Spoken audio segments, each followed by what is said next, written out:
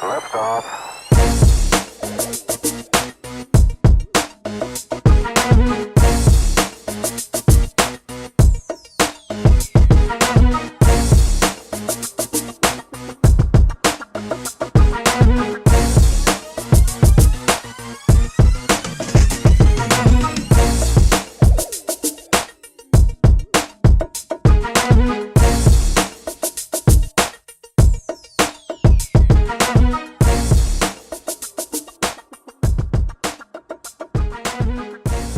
Hey guys, welcome back to Sister Cypher. I'm Joelle. I'm Akira. And this is gonna be episode 3, our first time filming, so it's gonna be a little different. Bear with us, please. Thank you. So, Akira Ming. I wanted to talk about, since everybody's doing a media blitz on R. Kelly special that came on Lifetime. It was a 6-part series delving into the women, the victims, abusees of R. Kelly over a freaking 40-year span. I was just mind blown, and I'm so obsessed, and I'm just so happy that all of the social media and podcasts that I listen to kind of did their own recap. And I just feel like it's so important that we all talk about it. Me and you both have daughters, and so I just felt like this is very close to my heart, and I was ready and waiting to speak to you for real. I think we're just to the point where this is stuff that has been revealed before, you know, and it's now coming to light now that we have government shutdown. Whatever. Now it's all coming to speculation again. Yeah, and then now that TSA is done, you think, yeah, okay. Yeah, he can fly more prospects to him now that TSA is not there. But we won't talk about that just yet.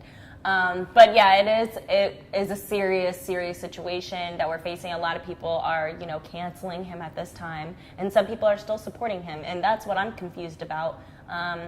Stockholm syndrome, that's what it comes down to at the end of the day. Who got it and who don't? We all have our classic, songs and our classic picks from R. Kelly and stuff, and we've all supported him as a Black community.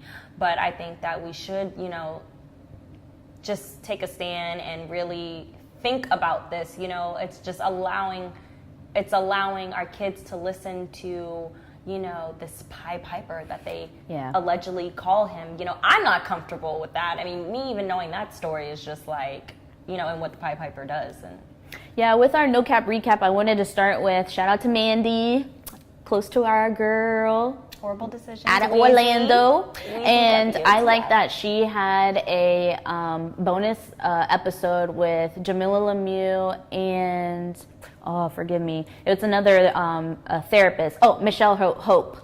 And they also, except for Mandy, had 2 daughters. So I really enjoyed the topic that they had at hand on how they deal with their young girls. And even to the fact that Jamila had unveiled that she was in Target with her daughter who's 5, and R. Kelly came on the intercom or whatever, and her daughter's into music, so she started dancing. She's never heard it before, and she was like, listen, let me tell you something right now. This is a very bad man. Whenever you hear his music come on, do not dance to it. Yes, it's good music, but he has done really bad things to other little girls. And when she said that to her, the little girl was fine and went on about her business. And I think that's the kind of attitude we need to have. No matter how talented he is, we have to know that bottom line is he is out here hurting girls and abusing girls and possibly little boys too. Who knows? There's so many victims that still haven't come out yet. The stories behind this man are in the music. So for people to say separated, it's not really separated. He has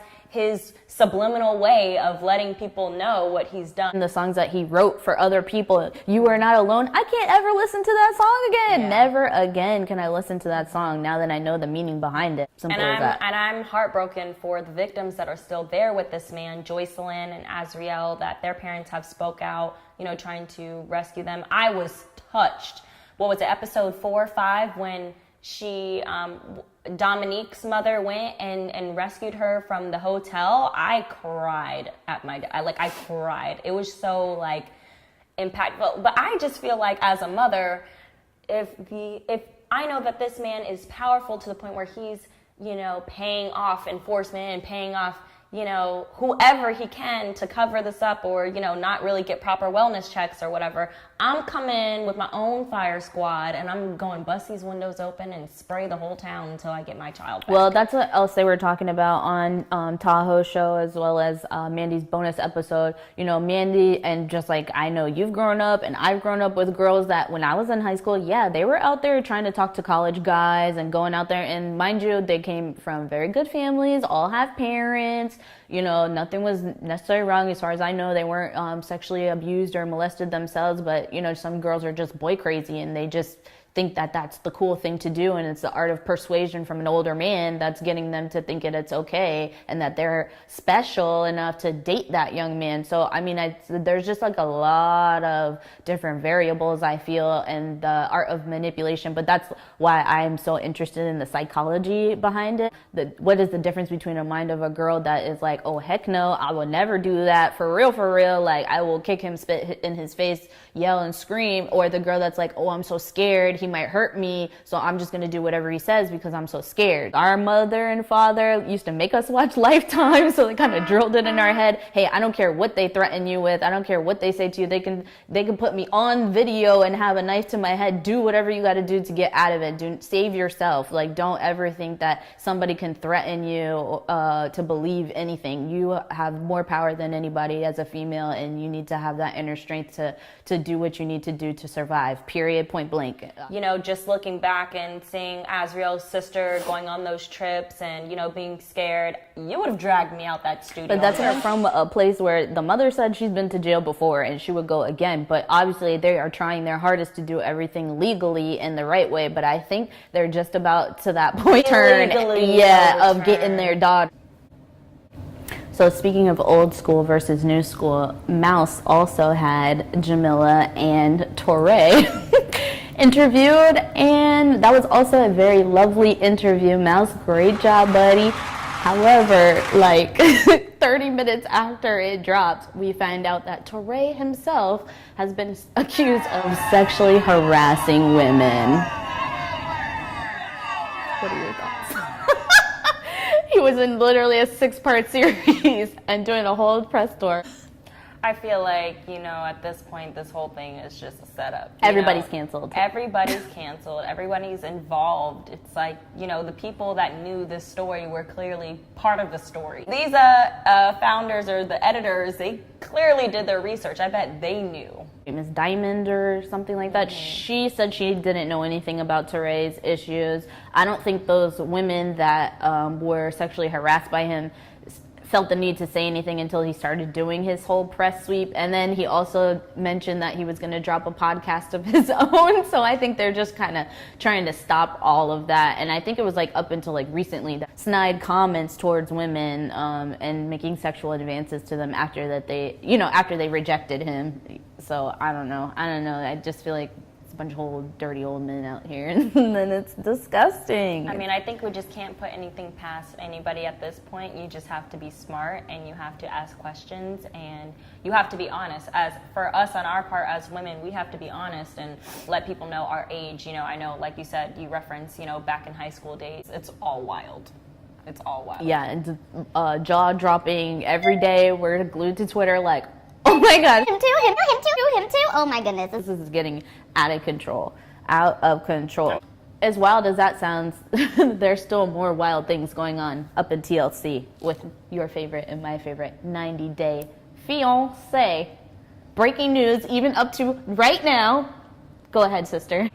Allegedly, I'm going to use allegedly, Ashley was found unresponsive, and Ashley is the sweet 31-year-old with the Jamaican man, Jamaican me crazy, Mr. J. She was found unresponsive today, and it is going viral that Larissa and Coty have been on the brink of divorce. They have gotten to a very nasty altercation that has led her to have bruises and marks and scars, and it's going all over. It's circulating all over online.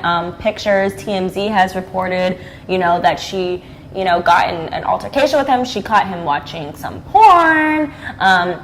She was calling him names such as pedophile, so we don't know what type of porn this was, but, you know, All of that is going down right now. She's put a GoFundMe out over the weekend, trying to raise up to $3,000 to $5,000 on attorney and fees. She was arrested from the altercation. She, again, has marks and bruises. Once you touch one another, you're locked up. I didn't hear anything about him being arrested.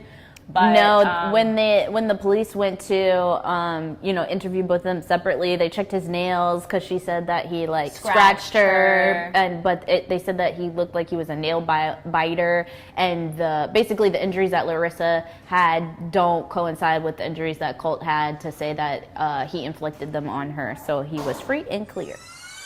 Lift off.